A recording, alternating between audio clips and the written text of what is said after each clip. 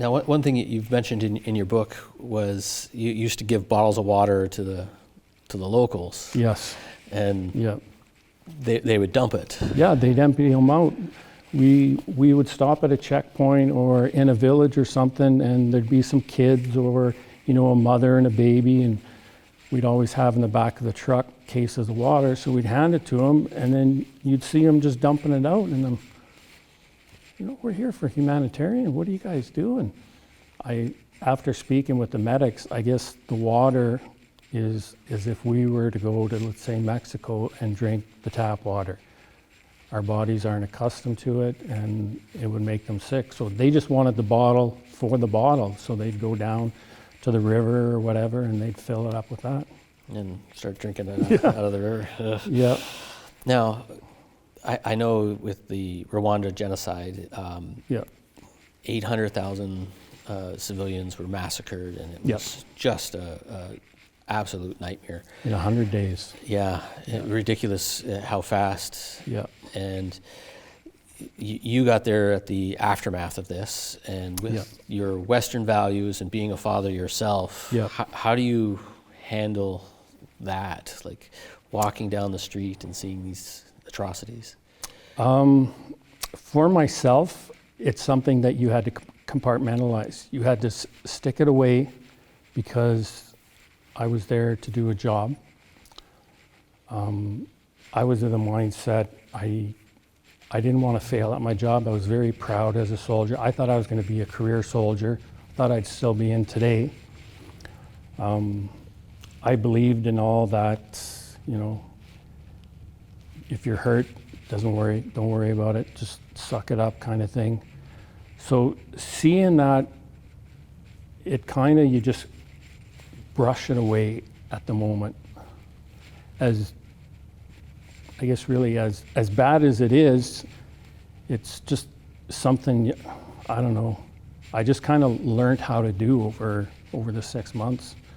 Right. You just become numb to it because I was just worried about doing what the mandate was that we were there for. Right. Yeah. And speaking of the mandate, so I know General Dallaire was just screaming to get people involved early, and that just seemed to got stalled out, and the genocide happened. So when you finally got there, what was your actual mandate? We were to provide humanitarian aid and restabilization of the government. Okay. Yeah. But myself personally, I wasn't so much involved in that because I really didn't even do any signal stuff while I was there. I was there as driver security for our warrant officer and our troop officer. So after we had detachments set up through the country, we would travel daily to these detachments, checking on them, if we had to bring mail, supplies, all that kind of stuff. Okay. So I didn't do too much on the humanitarian side of it. It was more just going through the country. We would help out if need be. Like there were some instances where we were at a detachment and some people would come in because they were injured, trying to reestablish their home and that. So we give them first aid and help them out, give them a meal, stuff like that. So we did a bit of that, but that was not as frequent as others. So was this part of the UN mission, or was this like the Canadian mission in No, it was part of UN. Part of the UN? Yeah, there was a whole bunch of other nations there. The Australians had a field hospital that they set up there. And there was like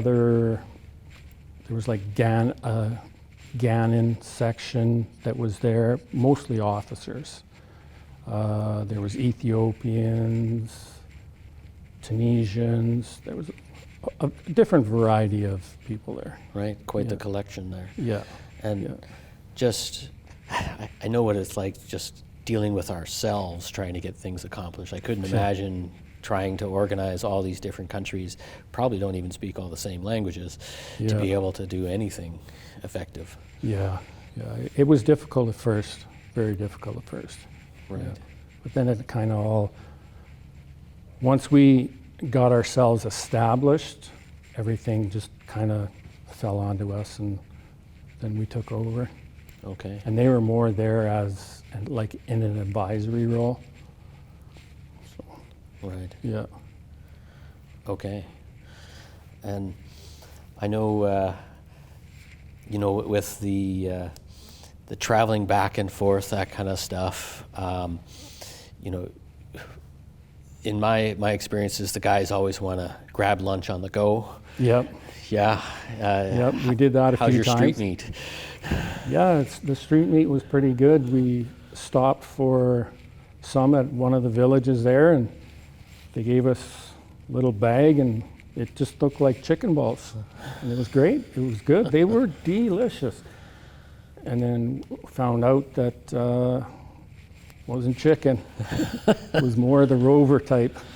Right. Yeah, which was kind of funny. And, you know, you have, I guess military guys have sort of a morbid sense of humor sometimes. So.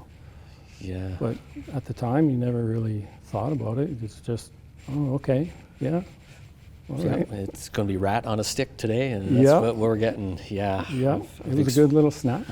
I've experienced rat on a stick. Yeah, yeah, it's different. You know, yeah, it's different. For sure. Even like outside of the stadium where our main base was, just outside the gates, there was a gentleman that would come there every day, and that was his butcher shop.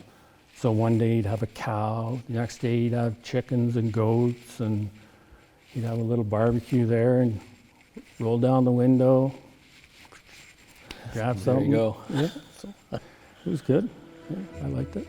Excellent. Yeah. Well, I think this is a perfect spot for a break. So when we come back, we will talk a little bit more with Shane Mutlow and about his book, 1 Foot Over the Edge.